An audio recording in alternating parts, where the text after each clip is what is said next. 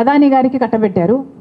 రాజశేఖర రెడ్డి గారి కొడుకై ఉండి రాజశేఖర రెడ్డి గారు 30 ఏళ్లలో ఆ పోర్టు మళ్ళీ ప్రభుత్వం చేతికి రావాలి అని తలంచితే దాంట్లో 20 ఏళ్ళు అయ్యేపోయింది. ఇంకో 10 ఏళ్ళు ఉంటే ఆ పోర్టు ప్రభుత్వం చేతుల్లోకి వచ్చేది. అలాంటి పోర్టుని 9,000 కోట్లు విలువ చేసేదాన్ని 600 కోట్లకే జగన్మోహన్ రెడ్డి గారు అదానికి కట్టబెట్టేశారు. ఇప్పుడు అదాని పోర్టులో విశాఖ స్టీల్కు సంబంధించి వాళ్ళు ట్రాన్స్పోర్టేషన్కి కావాల్సింది దాదాపు డబుల్ ఛార్జ్ చేస్తున్నారు. అడిగేవాడు ఎవడైనా ఉన్నాడా? పట్టించుకునేవాడు ఎవడైనా ఉన్నాడా?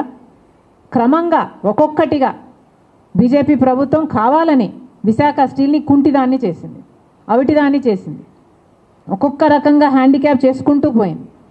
ఒక కుక్కను చంపాలంటే అది పిచ్చిది అన్న ప్రచారం పుట్టిస్తే చాలు అన్నట్టుగా ఇది ఒక లాస్ మేకింగ్ కంపెనీ, దీనికి హోప్ లేదు అన్న రీతిలో దీన్ని తయారు చేయడానికి క్రమేణా ఒక పథకం ప్రకారమే ఇది చేయడం జరిగింది. పోనీ మన నాయకులు ఇక్కడ ఏమైనా చేస్తున్నారా అంటే ఒక్కరు కూడా ప్రశ్నించేవాడు లేడు. మొన్నటికి మొన్న 11,000 కోట్ల రూపాయలు గ్రాంట్గా ఇచ్చినట్టుంది కేంద్ర ప్రభుత్వం. 11,000 కోట్ల రూపాయలు ఇస్తామని చెప్పి 8,000 కోట్ల రూపాయలు ఇచ్చారు. 8,000 కోట్ల రూపాయలు నేరుగా విశాఖ స్టీల్కి వచ్చిందట. ఒక అర్ధగంట మాత్రమే అకౌంట్లో ఉంది.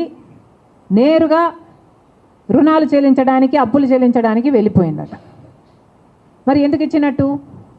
అప్పులు చెల్లిస్తున్నామని ఒక మాట చెప్తే సరిపోయేది కదా. ఇవ్వడం ఏంటి? ఒక చేత్తో మళ్ళీ ఇంకో చేత్తో తీసుకోవడం ఏమిటి?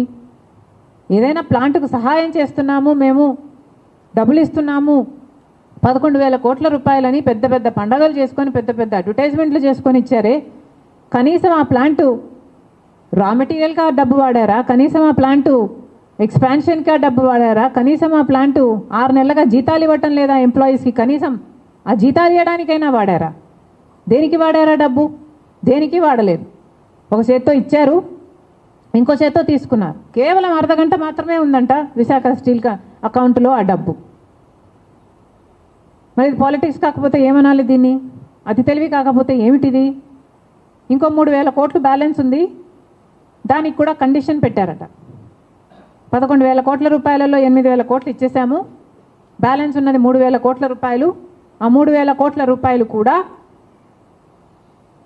మీరు ఎంప్లాయీస్ని తగ్గించకపోతే ఈ 3,000 కోట్ల రూపాయలు ఇవ్వము అన్న కండిషన్ పెట్టారట. కాబట్టి 2,000 మందిని ఆల్రెడీ తొలగించేశారు, ఇంకో 3,000 మందిని కూడా తొలగించాలి అన్న కండిషన్ ఉంది అని ఆ జేఏసీ వాళ్ళకు చెప్పేశారు. అంటే ఆ 3,000 కోట్ల రూపాయలు కూడా రావాలి అంటే ఈ 5,000 మందికి ఉద్యోగాలు ఊడాలి. ఏమిటండి ఇది? అన్యాయం కాదా?